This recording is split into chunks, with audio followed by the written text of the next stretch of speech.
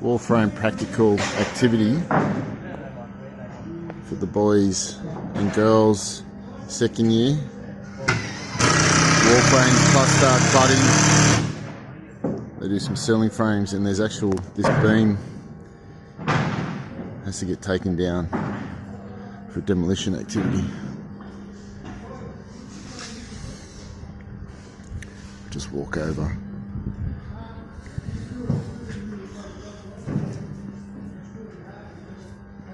You can see that they've sarking on and they're starting to do cladding,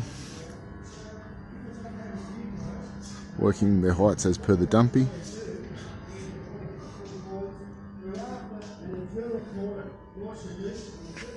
Got the windows in there.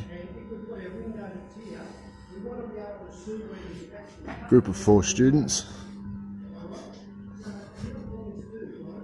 It's quite a good job.